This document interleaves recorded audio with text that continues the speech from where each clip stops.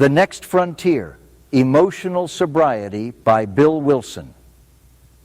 I think that many oldsters who have put our AA booze cure to severe but successful tests still find they often lack emotional sobriety.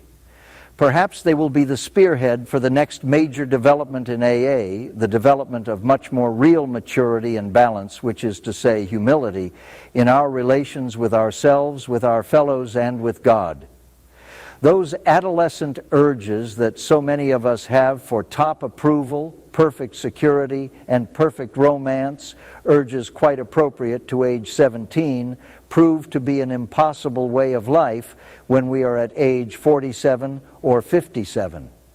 Since AA began, I've taken immense wallops in all these areas because of my failure to grow up emotionally and spiritually. My God, how painful it is to keep demanding the impossible, and how very painful to discover finally that all along we have had the cart before the horse. Then comes the final agony of seeing how awfully wrong we have been, but still finding ourselves unable to get off the emotional merry-go-round. How to translate a right mental conviction into a right emotional result, and so into easy, happy, and good living, well, that's not only the neurotic's problem, it's the problem of life itself for all of us, who have got to the point of real willingness to hew to right principles in all our affairs. Even then, as we hew away, peace and joy may still elude us.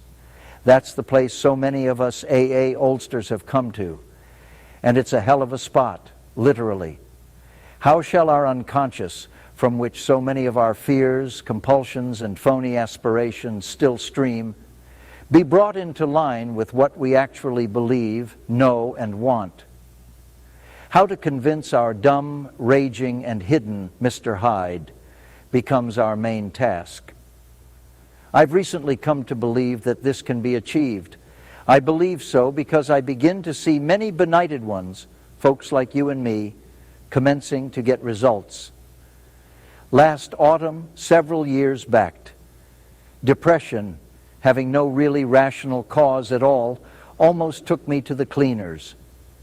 I began to be scared that I was in for another long, chronic spell. Considering the grief I've had with depressions, it wasn't a bright prospect. I kept asking myself, why can't the 12 steps work to release depression? By the hour, I stared at the saint, Francis' prayer. It's better to comfort than to be the comforted. Here was the formula, all right. But why didn't it work? Suddenly I realized what the matter was. My basic flaw had always been dependence, almost absolute dependence, on people or circumstances to supply me with prestige, security, and the like. Failing to get these things according to my perfectionist dreams and specifications, I had fought for them. And when defeat came, so did my depression.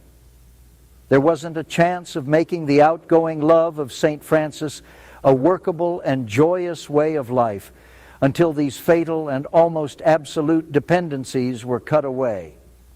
Because I had over the years undergone a little spiritual development, the absolute quality of these frightful dependencies had never before been so starkly revealed. Reinforced by what grace I could secure in prayer, I found I had to exert every ounce of will and action to cut off these faulty emotional dependencies upon people, upon AA, indeed upon any set of circumstances whatsoever. Then only could I be free to love as Francis had. Emotional and instinctual satisfactions, I saw, were really the extra dividends of having love, offering love, and expressing a love appropriate to each relation of life. Plainly, I could not avail myself of God's love until I was able to offer it back to Him by loving others as He would have me. And I couldn't possibly do that so long as I was victimized by false dependencies. For my dependency meant demand, a demand for the possession and control of the people and the conditions surrounding me. While those words, absolute demand, may look like a gimmick, they were the ones that helped to trigger my release into my present degree of stability and quietness of mind, qualities which I am now trying to consolidate by offering love to others regardless of the return to me.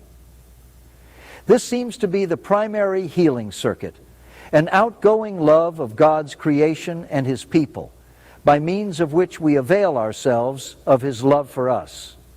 It is most clear that the current can't flow until our paralyzing dependencies are broken, and broken at depth.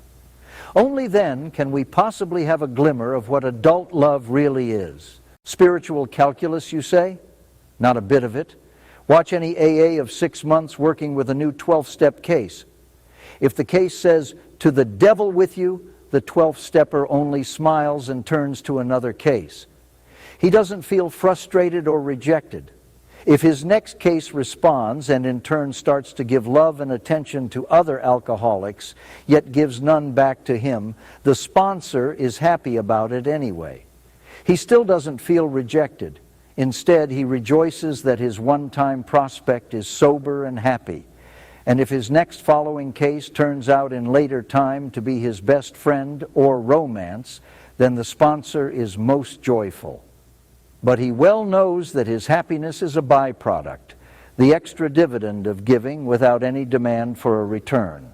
The really stabilizing thing for him was having and offering love to that strange drunk on his doorstep. That was Francis at work, powerful and practical, minus dependency and minus demand.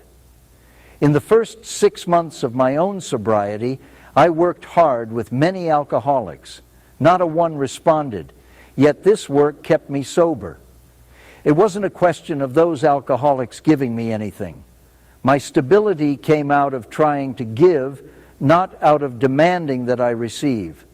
Thus, I think it can work out with emotional sobriety. If we examine every disturbance we have, great or small, we will find at the root of it some unhealthy dependency and its consequent unhealthy demand. Let us, with God's help, continually surrender these hobbling demands. Then we can be set free to live and love. We may then be able to 12-step ourselves and others into emotional sobriety. Of course, I haven't offered you a really new idea, only a gimmick that has started to unhook several of my own hexes at depth. Nowadays, my brain no longer races compulsively in either elation, grandiosity, or depression.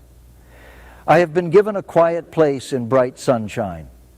Narrated by Father Martin's cloned voice. Copyright by AA Grapevine, Inc., January 1958.